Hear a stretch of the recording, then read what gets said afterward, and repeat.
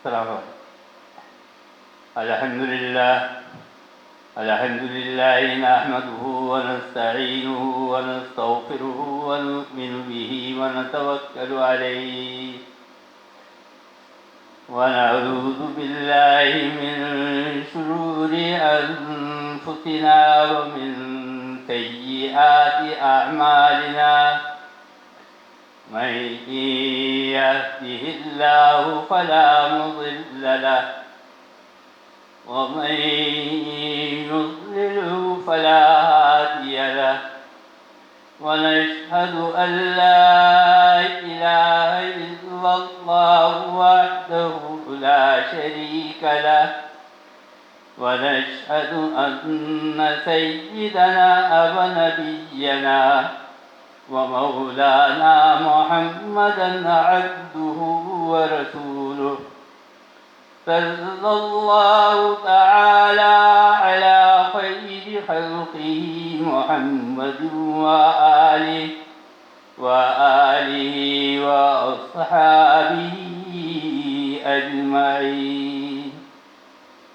أما بعد فأعوذ بالله من الشيطان الرجيم. بسم الله الرحمن الرحيم.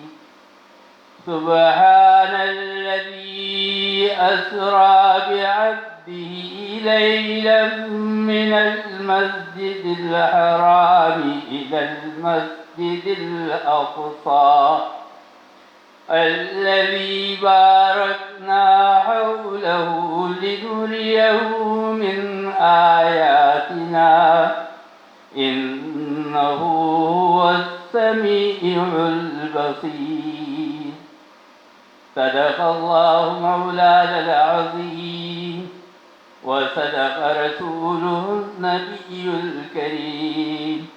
ونحن على ذلك من الشاهدين والشاكرين والحمد لله رب العالمين.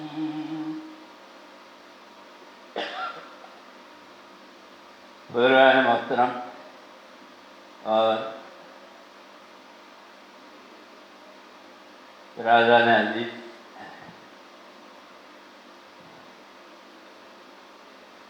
قرآن کریم کی عنایت سے آپ کو اندازہ ہو گیا ہوگا کہ میرے مضمون کا تعلق معراج کے واقعے سے ہے، اور یہ واقعہ قرآن کے اندر بیان کیا گیا ہے صرف ایک آیت میں. جو لوگ مستشرقین یورپ کے یہ اعتراض کرتے ہیں کہ یہ قصے اور کہانیوں کی کتاب ہے، اس میں یوسف علیہ السلام کا واقعہ ذکر کیا گیا ہے، اس میں حضرت موسیٰ علیہ السلام اور حضرت عیسیٰ علیہ السلام کے واقعات، حضرت مریم کے واقعات ذکر کیے گئے ہیں. تو ان کا یہ اعتراض غلط ہے. قرآن کریم جو ہے وہ الہامی کتاب ہے، اللہ کا کلام ہے، یہ قصے اور کہانیوں کی کتاب نہیں ہے. اور اگر یہ واقعاتاً صرف قصے اور کہانیوں کی کتاب ہوتی تو اس میں پورا معراج کا واقعہ ذکر کیا جاتا. نہ ہی یہ تاریخ کی کتاب ہے. تاریخ لکھنے والا جب تاریخ لکھتا ہے تو اس کی ترتیب یہ ہوتی ہے کہ حضرت آدم علیہ السلام سے واقعات شروع کرتا ہے، اور حضور اکرم صلی اللہ علیہ وسلم خاتم الانبیاء سرکار دو عالم صلی اللہ علیہ وسلم کی سیرت کے اوپر اپنی کتاب کا اختتام کرتا ہے. کیونکہ یہ انسانی ذہن اور فہم ہے، یہ ایسے ہی چلتا ہے. اب آپ دیکھیں، میں کسی غیر مسلم کی کتاب کی بات نہیں کر رہا، انسان چاہے وہ مسلمان ہو، اس نے ایک کتاب لکھی اور انبیاء کرام علیہ الصلوۃ والسلام کے اس میں واقعات ذکر کیے، اور وہ کتاب بھی صحیح ہے، اس میں کوئی غلطی نہیں ہے، لیکن میں بتا رہا ہوں کہ انسان کس طرح سے ترتیب اختیار کرتا ہے۔ قصص الانبیاء مشہور کتاب ہے، اس میں یہی ترتیب ہے، کیوں؟ اس لیے کہ وہ مؤرخ نے لکھی ہے۔ مؤرخین مفسرین میں بھی ہوتے ہیں، یعنی جو قرآن کریم کی تفسیر لکھتے ہیں اس میں بھی ہوتے ہیں، وہ تاریخ کا مطالعہ کرتے ہیں، اور مؤرخین جو ہے ان کی شخصیات محدثین کے اندر بھی ہوتی ہے، یعنی وہ محدثین کے جنہوں نے تاریخ کا احاطہ کیا۔ ایک مرتبہ میں نے حضرت مولانا اعتراض اللہ صاحب تانوی رحمۃ اللہ علیہ سے پوچھا، میں نے کہا کہ اگر اسلامی واقعات اور اسلامی تاریخ کا صحیح مستند مطالعہ کرنا ہو تو میں کون سی شخصیات کی کتاب پڑھوں اور کن علماء کی کتابوں کا مطالعہ کروں؟ تو انہوں نے کہا کہ ویسے تو بے شمار علماء کرام انہوں نے اس کے اوپر کام کیا ہے، اسلامی تاریخ کے اوپر، لیکن بر صغیر ہندوستان پاکستان کے علماء کے اندر جتنا زیادہ کام ندوۃ العلماء نے کیا ہے وہ اس خطے کے اندر بہت کم علماء نے کیا ہے۔ تاریخ کے حساب سے بتا رہا ہوں، یعنی جو واقعات پیش آئے، جو اسلام کی تاریخ ہے وہ تو مؤرخین ہے۔ مثلا میں آپ کو کہتا ہوں، اپنے گھر کے ایک مؤرخ ہو سکتا ہے آپ بھی، جب آپ کی اولاد بڑی ہوتی ہے، بچے بڑے ہوتے ہیں، تو آپ کہتے ہیں کہ بیٹا تمہارے دادا نے یہ کام شروع کیا تھا، اب میں اس کام کو لے کر چل رہا ہوں۔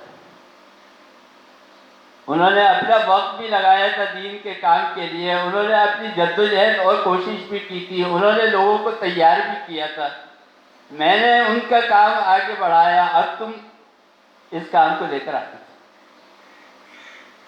یہ بھی تو ایک تاریخ ہے نا، آپ اپنے والد کی بات جو ہے وہ اپنے پوتے کو بتا رہے ہیں، اپنے بیٹے کو بتا رہے ہیں جو ان کا پوتا ہے، تو یہ تاریخ ہے کہ بھئی ہمارے خاندان کی یہ تاریخ تھی، ہم نے اور بزرگوں نے یہ کام کیا، اب تم یہ کام کرو۔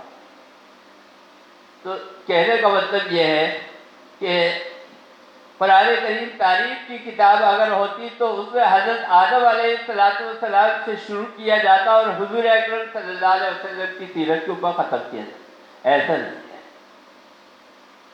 تو کیا یہ کوئی ریاضی یا سائنس کی کتاب ہے؟ سائنس تو اس قرآن میں ایسی ہے کہ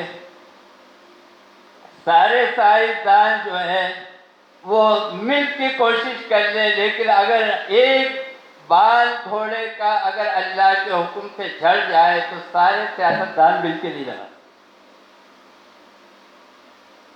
لیکن قرآن کریم ایسی سائنس بیان کر رہا ہے کہ حضور اکرم صلی اللہ علیہ وسلم وقت کے ایک سیکنڈ کے ایک لمحے کے اندر، جس کو اگر آپ پیمائش کرنا چاہیں آج کے دور میں تو مائکرو سیکنڈ، یعنی یہ جو ایک سیکنڈ جو ہلتا ہے اس کا بھی ہزارواں حصہ۔ آپ نے دیکھا ہوگا وہ جو پیٹرول والے کا جس طرح میٹر چلتا ہے نا، وہ تو خیر وہ تیز بھی کر دیتے ہیں، لیکن یہ جو میٹر ہوتے ہیں نا یہ اتنی تیزی سے گھوم رہے ہوتے ہیں۔ اسٹاپ واچ، آپ موبائل کے اندر اسٹاپ واچ ہے، اس کو آپ میٹر جو ہے وہ آن کر دیں، وہ اتنی تیزی سے وہ ہوتا ہے آپ اس کو دیکھ بھی نہیں سکتے، وہ اتنی دیر میں چشمہ زدن کے اندر پلٹ جاتا ہے۔ اللہ تعالیٰ فرماتے ہیں، سرکار دو عالم صلی اللہ علیہ وسلم نے روایت کیا، فرمایا کہ میں سیکنڈ کے ایک حصے کے ایک لمحے کے اندر ہو کے آ گیا عرش نہیں۔ تو یہ ریاضی کی اور سائنس کی کتاب بھی نہیں ہے۔ سائنس کی کتاب میں فارمولے ہوتے ہیں، اس میں فارمولے نہیں ہیں۔ ریاضی کی کتاب اس کا کیا ہے؟ اس کا طریقہ یہ ہے کہ اگر بچے کو آپ نے گنتی نہیں سکھائی تو وہ آگے پورا ریاضی کچھ نہیں پڑھ سکتا، اور گنتی سیکھ لے گا پھر آپ اس کو بولیں گے پہاڑے سیکھو۔ اچھا بہت سارے بچے ہوشیار ہوتے ہیں، بچپن میں آپ ان کو جو سکھا دیں وہ رٹا بھی لگا لیتے ہیں، ذہن میں محفوظ بھی کر لیتے ہیں۔ بچپن کا حافظہ بڑا غضب کا ہوتا ہے اگر اللہ نے عطا کیا۔ ہم نے جو سپارہ بچپن میں یاد کیا تھا اماں کا 29واں سپارہ، تو اس وقت کے جو سپارے ہیں اب ہم شاید ساری زندگی بھی نہ پڑھے تو اللہ کے فضل و کرم سے یاد رہتے ہیں۔ میں بتا رہا ہوں ایک بچپن کی چیز، جوانی کی چیز جو ہے بڑی ٹھوس اور مضبوط ہوتی ہے، تو آپ بچے کو کچھ بھی یاد کراتے ہیں اس کو یاد ہو جائے گا۔ تو بچے بہت سارے ذہین ہوتے ہیں، وہ کیا کرتے ہیں پہاڑ یاد کرتے ہیں۔ یا مثلاً میں ایک مثال اور دوں، ہمارے قائد صاحب مدرسے کے اندر پڑھاتے ہیں، بچے نے ابھی نورانی قاعدہ پڑھا لیے، وہ آگے آپ کو اماں کے سپارے کی صورتیں سنانا شروع کر دیں، کوئی یاد کرائی یاد ہو گئے حافظ کے اندر۔ اگر آپ اس سے بولیں کہ بھائی تم ذرا مجھے گنتی سناؤ، جس بچے نے آپ کو پہاڑیں سنا دی گنتی سناؤ، جس بچے نے آپ کو اماں کا پارا سنا دیا، آپ اس سے بولے کہ مجھے ذرا نورانی قاعدہ سناؤ، کو نہیں آتا، بولے گا مجھے تو آتے ہیں۔ ہمارے علاقے میں نازم آباد کے اندر ایک مفتی صاحب آئے بنگلہ دیش سے، مفتی اعظم تھے وہاں کے، ان کا نام بھی جمال تھا، میرا نام بھی جمال ہے۔ تو مفتی صاحب، میرا معمول تھا میں صورتیں وورتیں اس زمانے میں یاد کرتا تھا، تو مسجد میں بیٹھ کے قرآن شریف پڑھتا تھا، تو انہوں نے میری جو تلاوت آتے جاتے سنی تو ایک دم وہ رک گئے۔ پھر ایک دفعہ انہوں نے مجھ سے فرمائش کر کے کہا کہ ذرا ایک رکوع سناؤ۔ میں نے سنایا تو بزرگوں کی جوتیوں کا صدقہ ہے کہ الحمدللہ ابھی میں حج پہ گیا، میں یہ باتیں صرف اس لیے بتا دیتا ہوں، ہم تو بہت چھوٹے آدمی ہیں، اللہ کی مہربانیاں زیادہ ہیں، لیکن میں آپ کو بتا رہا ہوں قرآن کی عظمت اور فضیلت، میں اپنی تعریف نہیں کر رہا۔ وہاں حرم کے اندر میں بیٹھا ہوا تھا، آپ کو پتا ہے وہاں لمبا وقت ہوتا ہے، لوگ عصر میں آتے ہیں، عشاء کے بعد جاتے ہیں، تو حرم میں بیٹھا ہوا تھا، تو میں نے بولا اب بیٹھے ہوئے ویسے تو وہاں خاموش بیٹھ نہیں عبادت ہے، لیکن میں نے کہا چلو جو سپارے یاد ہے وہ میں پڑھنا شروع کر دیتا ہوں۔ تو میں نے آہستہ آواز کے اندر وہاں تلاوت جو تھی وہ شروع کر دی تاکہ دوسرے بھی ڈسٹرب نہ ہو۔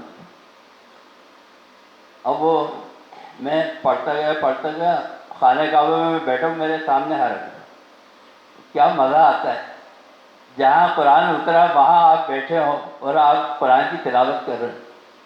تو میں تلاوت کر رہا تھا تو 29ویں پارے میں ایک جگہ میں اٹک گیا، اچھا میری آنکھیں بند تھیں، تو ایک دم ایک آدمی نے مجھے لقمہ دیا ہے، فی جنت عالیہ قطوفہا دانیہ۔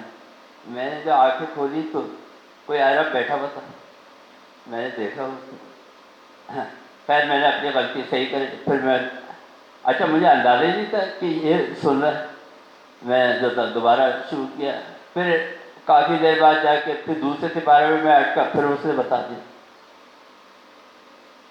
تو جب میرا سپارہ ختم ہو گیا، نماز کا وقت قریب آ گیا، تو میں نے تلاوت بند کر دی اور دعا کر کے جب میں بیٹھا تو وہ میرے پاس آیا، سلام کیا۔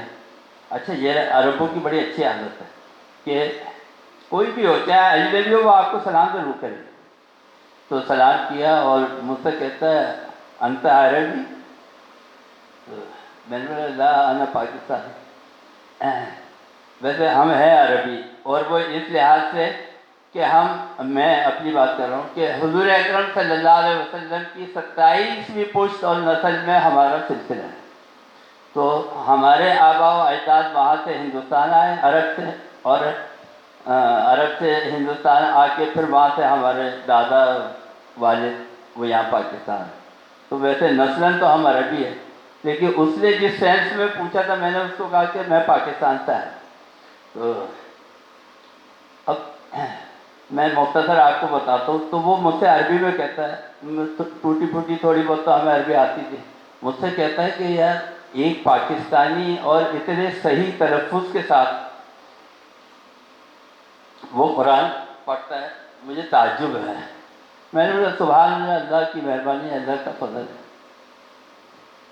تو میں یہ بتا رہا ہوں کہ وہ جو مفتی صاحب تھے، ایک مرتبہ انہوں نے مجھ سے پوچھا، کہہ رہے آپ کی قرآت بہت اچھی ہے۔ میں نے بولا سبحان اللہ۔ کہہ رہے کہ یہ بتائیے، تنوین کا قاعدہ بتائیے، ادغام کا قاعدہ بتائیے، فلاں۔ انہوں نے 2-4 قواعد پوچھے۔ میں نے کہا مجھے نہیں آتا۔ کہہ رہے یار میں پہلا قاری دیکھ رہا ہوں کہ اتنی اچھی اور صحیح تلفظ کے ساتھ قرأت ہے، اور قانون جو ہے وہ آپ کو آ نہیں رہا، آپ کو پتہ نہیں قواعد کا۔ تو اس وقت ہم چھوٹے تھے، ہم نے سیکھا نہیں تھا۔ تو میں نے ان سے کہا کہ بات یہ ہے، اللہ نے ہمیں ان بزرگوں اور علماء کی صحبت نصیب فرمائی ہے شروع سے۔ میرے جو نورانی قاعدے کے استاد تھے وہ بھی عالم تھے اور بہترین ان کا تلفظ تھا۔ تو میں نے کہا اللہ نے شروع سے ایسے علماء کی صحبت میں بٹھایا ہے کہ چونکہ وہ صحیح تلفظ کے ساتھ اور صحیح قواعد و ضوابط کے ساتھ تلاوت کرتے تھے، جب ان کی نقل ہم نے کی تو وہی چیز ہم نے نقل کی، تو ہماری غلطی جو ہے نہیں آتی۔ تو بڑے محظوظ ہوتے تھے، فرمائش کر کے وہ سنتے تھے۔ میں یہ بتا رہا ہوں کہ قرأت انہوں نے کہا آپ بالکل صحیح کر رہے ہیں، لیکن جب قواعد پوچھے مجھے نہیں آتے۔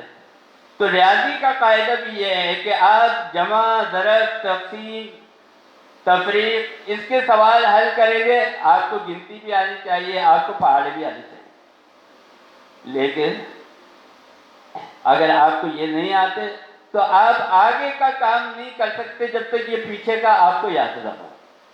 تو میں یہ بتا رہا ہوں قرآن کریم نہ ریاضی کی کتاب ہے، اس میں کوئی ایسی چیز نہیں ہے۔ آپ قرآن کو جہاں سے پڑھیں، بلکہ اب تو وہ پین والا قرآن آ گیا نا، کمپیوٹرائز، کہ وہ قرآن کریم ایسا ہے کہ پین اس میں الیکٹرانک ہے، اس کو آپ جہاں رکھ دیں گے وہاں سے وہ آواز کے ساتھ تلاوت کرنا شروع کر دیں۔ یعنی اگر آپ نے بیچ کے سپارے میں سبحان الذی کے سپارے میں آپ نے قلم رکھا کسی آیت پہ، تو وہ وہیں سے تلاوت کی آواز آنا شروع ہو جائے۔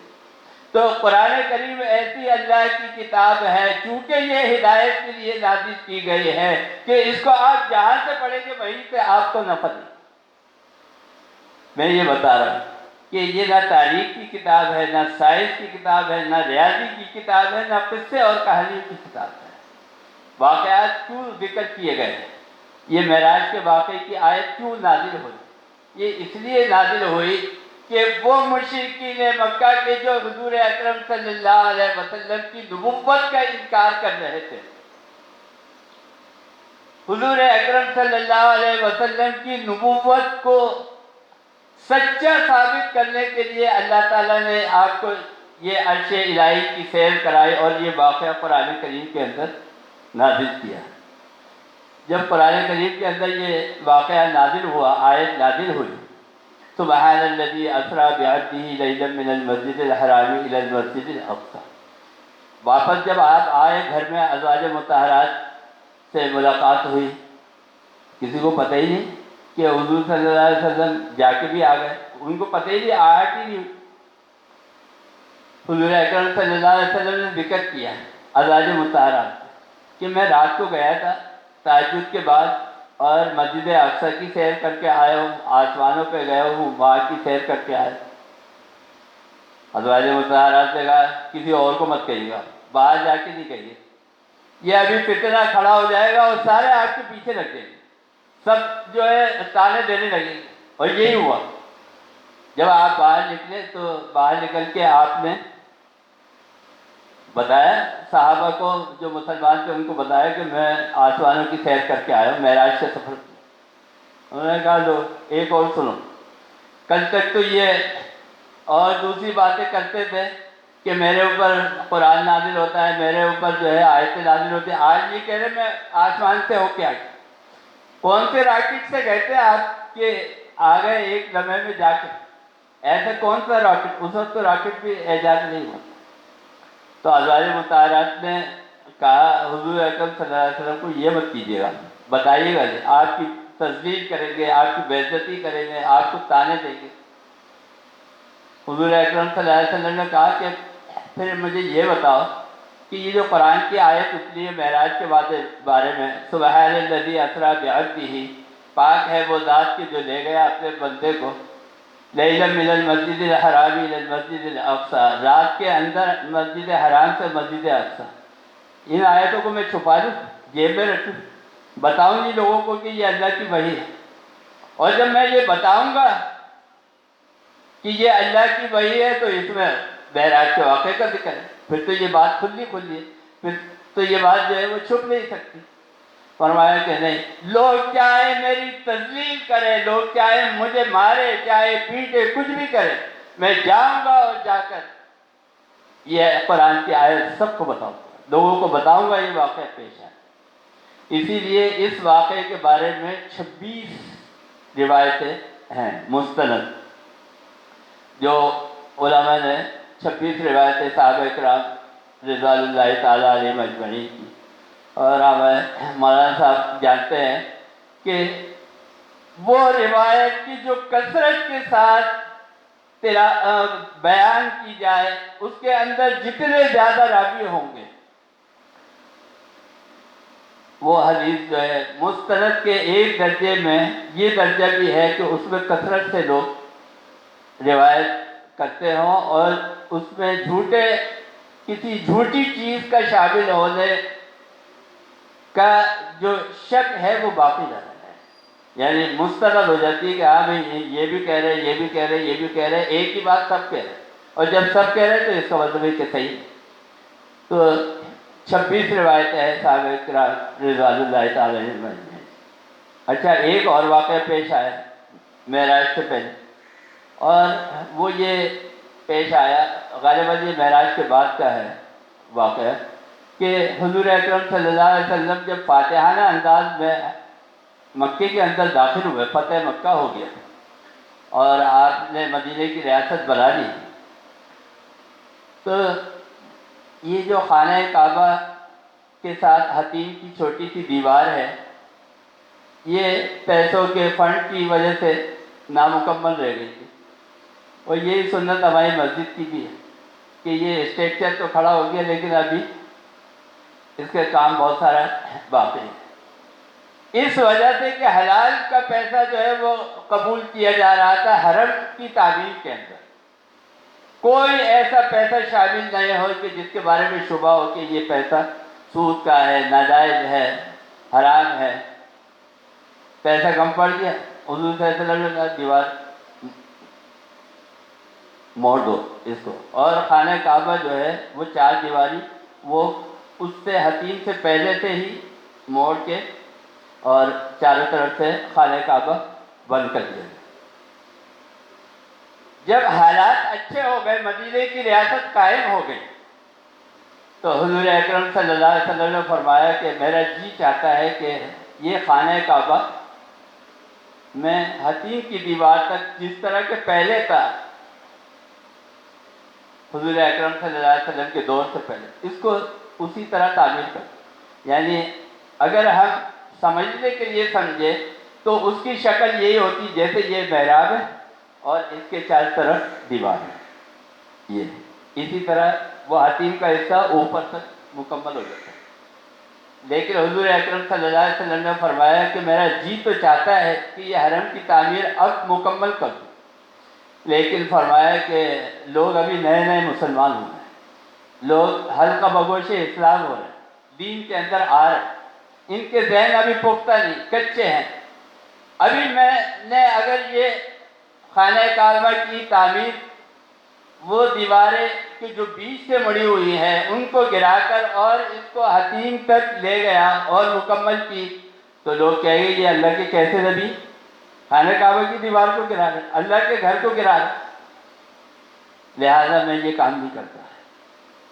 اس کے بعد ایسا ہوا کہ حضور اکرم صلی اللہ علیہ وسلم کے وصال کے بعد جب ایک دور آیا خلفاء کا، تو یہ خیال پیدا ہوا کہ اس کو مکمل کر دیا جائے. انہوں نے مکمل کر دیا، پیسے بھی تھے، فنڈ بھی تھا، سب. انہوں نے دیوار حتیم تک اٹھا دی اوپر تک.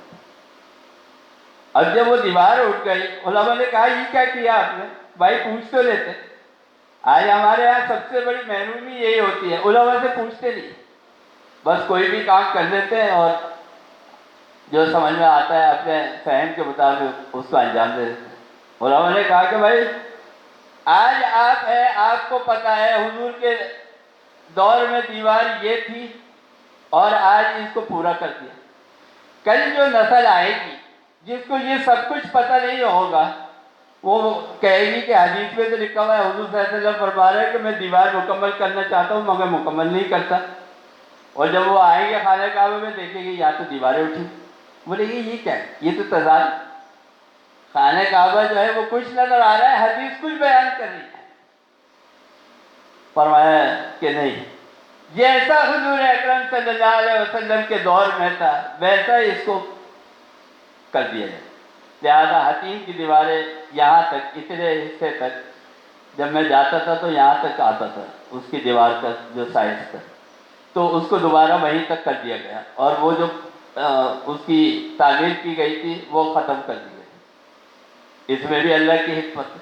اللہ تعالیٰ کی تو حکمتیں ایسی ہے نا کہ آپ ایک ایک چیز جو ہے اس کے اوپر مطالعہ کرتے جائیں۔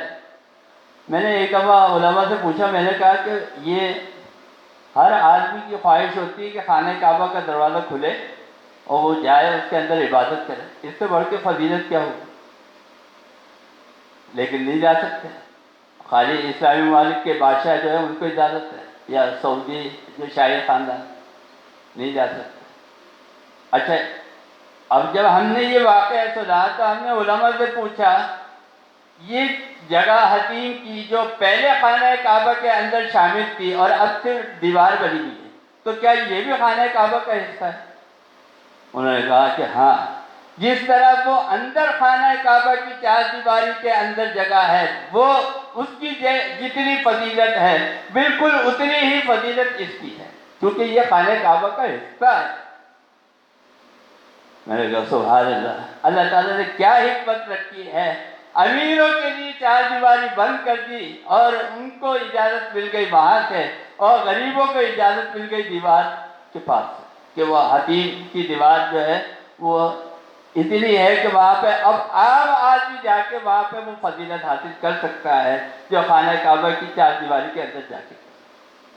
یہ اللہ تعالیٰ کے نمونے ہیں، اللہ تعالیٰ کی قدرت ہے، وہ دکھاتا ہے کہ کس طرح اس نے اپنے غریب کے لیے، اپنے نبی کے چاہنے والوں کے لیے، اپنے چاہنے والے بندوں کے لیے کس طرح اس نے انتظامات کیے۔ میں یہ بتا رہا تھا، یہ واقعہ معراج جو ہے یہ قصہ نہیں ہے، حضور اکرم صلی اللہ علیہ وسلم کی نبوت کی تصدیق ہے۔ میں نے عالم برزخ کے واقعات پہ ختم کیا تھا، اب دو باتیں رہ گئی تھی جو میں اس وقت 2 منٹ میں بیان کرنے کی کوشش کرتا ہوں۔ عالم برزخ کے واقعات کے بعد حضور اکرم صلی اللہ علیہ وسلم پہنچے بیت المقدس، مسجد اقصیٰ کے اندر، اور وہاں پر آپ نے دیکھا کہ ایک جمع غفیر ہے، اور وہاں کچھ لوگ جو ہے وہ نماز پڑھ رہے ہیں، کوئی رکوع میں ہے، کوئی سجدے میں ہے۔ اس کے تھوڑی دیر بعد وہ جگہ جو تھی وہ پوری مسجد بھر گئی، لبالب کھچا کھچ بھر گئی، اور وہاں پر اذان ہوئی، اور اذان ہونے کے بعد اقامت ہوئی۔ اب لوگ منتظر ہے کہ یہاں پہ امام کون ہوگا۔ حضرت جبریل امین نے حضور اکرم صلی اللہ علیہ وسلم کو فرمایا کہ آج آپ کے سوا کوئی امامت نہیں کر سکتا، آپ تشریف لائیے وسلم۔ لوگ امام کو تو پتہ نہیں کیا سمجھتے ہیں، امام کے آگے جو ہوتا ہے وہ مردہ ہوتا ہے، جنازہ ہوتا ہے نہیں، جنازہ آپ پڑھتے ہیں، امام کے آگے جو ہوتا ہے وہ مردہ ہوتا ہے، کچھ نہیں بول سکتا۔ امام بولتا ہے، امام نماز پڑھاتا ہے، آپ جمعے کی نماز پڑھتے ہیں، امام جیسے جس حالت کے اندر جس کیفیت میں جائے گا آپ ویسے جائیں۔ آج کل لوگ بولتے ہیں امام کی کیا حیثیت ہے، میں یہ دینی حیثیت بتا۔ ایک نواز صاحب نے دیکھا کہ جنازہ رکھا ہوا ہے اور حضور اکرم صلی اللہ علیہ وسلم نماز جنازہ میں موجود ہے، اور امامت کر رہے ایک نواب صاحب، اور مقتدیوں میں کھڑے ہیں حضور اکرم صلی اللہ علیہ وسلم، جناب رسول اللہ صلی اللہ علیہ وسلم. پوچھا اس کی کیا تعبیر ہے؟ انہوں نے کہا کہ بھائی اس کی تعبیر یہ ہے کہ جو آدمی حضور اکرم صلی اللہ علیہ وسلم کے آگے کھڑے ہو کے جنازہ پڑھا رہا ہے، یہ اسی کا جنازہ ہے. انہوں نے کہا تو وہ تو زندہ ہے. انہوں نے کہا کہ نہیں، ذرا پتہ کرو. تھوڑی دیر میں ٹیلی گرام آ گیا کہ نواب صاحب جو ہے وہ رخصت ہو. حضور کے آگے اگر کوئی ہو سکتا ہے تو وہ جنازہ تو ہو سکتا ہے، حضور کے موجودگی کے اندر کوئی امامت نہیں کر سکتا. حضور اکرم صلی اللہ علیہ وسلم نے مسجد اقصی کے اندر امامت فرمائی ہے، اور اس کے بعد امام الانبیاء کا لقب آپ کو وہاں سے حاصل ہو گیا. اس کے اوپر آپ پہلے آسمان کے اوپر تشریف لے گئے، وہاں حضرت آدم علیہ السلام سے ملاقات ہوئی. آپ نے استقبال کیا، فرمایا کہ مرحبا بالابن الصالح والنبی الصالح. نیک بیٹے اور نیک نبی، آپ کو ہم خوش آمدید کہتے ہیں، آپ کو ہدیہ تہنیت پیش کرتے ہیں. دوسرے آسمان کے اوپر گئے، وہاں پر حضرت یحییٰ علیہ السلام اور حضرت عیسیٰ علیہ السلام سے ملاقات ہوئی. تیسرے آسمان کے اوپر گئے، وہاں پر حضرت ادریس علیہ السلام سے ملاقات ہوئی. چوتھے آسمان کے اوپر گئے، وہاں پر حضرت موسیٰ علیہ السلام سے ملاقات ہوئی. پانچویں آسمان پہ، چھٹے آسمان پہ، ہر آسمان کی سیر کرتے ہوئے جا رہے ہیں. ساتویں آسمان پر حضرت ابراہیم علیہ السلام. آپ نے دیکھا کہ حضرت ابراہیم علیہ السلام بیت المعمور ہے، اس سے ٹیک لگائے بیٹھے وہاں پر، اور وہاں طواف ہو رہا ہے بیت المعمور کا. اور یہ بیت المعمور خانہ کعبہ کی بالکل سیدھ میں 7ویں آسمان کے اوپر ہے. 70,000 فرشتے ہر وقت اس کا طواف کر رہے ہیں، اور جب سے اس کا طواف شروع ہوا ہے ازل سے آج تک کسی فرشتے کی دوبارہ باری نہیں آئی. اتنی بے شمار انگنت تعداد میں فرشتے طواف کر رہے ہیں. جس نے ایک دفعہ طواف کر لیا وہ لائن میں لگا ہوا ہے باری نہیں. بیت المعمور سے پھر آگے چلے، آپ کو مقام شریف الاقلام وہاں پہنچایا گیا.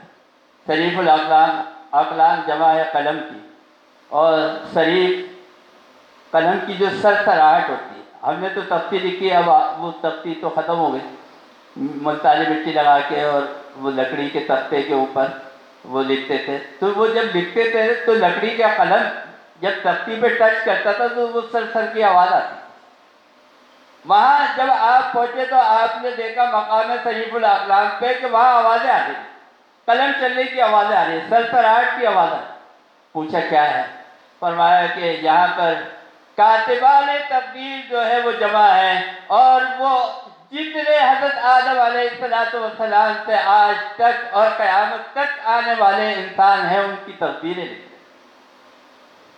ہیں. یہ ابھی آئے گا نا شعبان کا مہینہ شب برات کے اوپر، ہر سال کے جو نامہ اعمال ہے اور جو تقدیر اور جو سالانہ وہ آتا ہے آپ کے پاس کہ اس سال میں کس کے ساتھ کیا معاملات طے پائے ہیں، وہ آسمان پہ آ جائیں گے. آسمان میں پھر وہاں سے آپ چلے سدرۃ المنتہا. سدرہ کہتے ہیں بیری کو، بیری کے درخت تھے وہاں پر، اور حضور اکرم صلی اللہ علیہ وسلم نے اس کا نقشہ کھینچا کہ وہاں بیری کے درخت کے پتے اتنے بڑے بڑے تھے جتنے ہاتھی کے کان، اتنے بڑے بڑے پتے. وہاں پر آپ چلے گئے. وہاں سے پھر آپ کو اور ثم عرج بی الی السماء، آپ کو آسمانوں کی طرف بلند کیا گیا. لیکن جبریل امین نے فرمایا کہ اب آپ یہاں سے اکیلے جائیں گے. حضور اکرم صلی اللہ علیہ وسلم نے فرمایا میری دیکھی بھی جگہ نہیں ہے. کوئی آدمی کسی نئی جگہ جاتا ہے چاہتا ہے میرے ساتھ کوئی ہو، سہولت رہی، تو فرمایا میری دیکھی ہوئی جگہ نہیں ہے. آپ کیا ہو گیا، کوئی غلطی مجھ سے ہو گئی، ناراض ہو گئے کیا؟ اللہ میں اقبال نے بڑا نقشہ کھینچا ہے. فرمایا کہ اگر یک تیرے منہ برتر پرم چودر دوستی مخلصم یافتی عنانم ز صحبت چرا تافتی. کیا غلطی ہو گئی مجھ سے؟ انہیں جبریل امین نے جواب دیا. فرمایا کہ اگر یک تیرے منہ برتر پرم، اگر یک تیرے منہ برتر پرم فروغ تجلی بسوزت پرم. فرمایا کہ اگر میں یہاں سے ایک انچ بھی آگے بڑھا تو اللہ کی تجلی جو ہے وہ مجھے جلا کے خاک کر دے گی، میں جا نہیں سکتا، میری مجال نہیں۔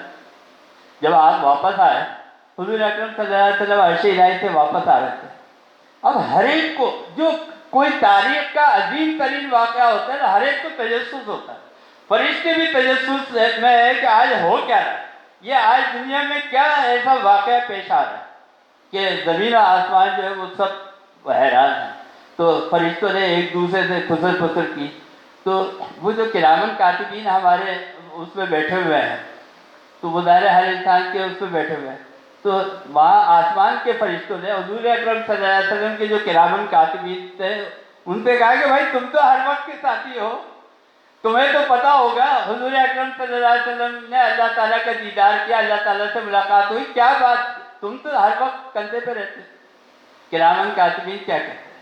کہتے ہیں کہ میاں نے عاشق و معشوق رمزیز، میاں نے عاشق و معشوق رمزیز، کرامن کاتبی را ہم خبر نے۔ جب حضور اکرم صلی اللہ علیہ وسلم جا رہے تو ہمیں بھی اتار دیا گیا، ہمیں بھی پتہ نہیں کیا ہوا۔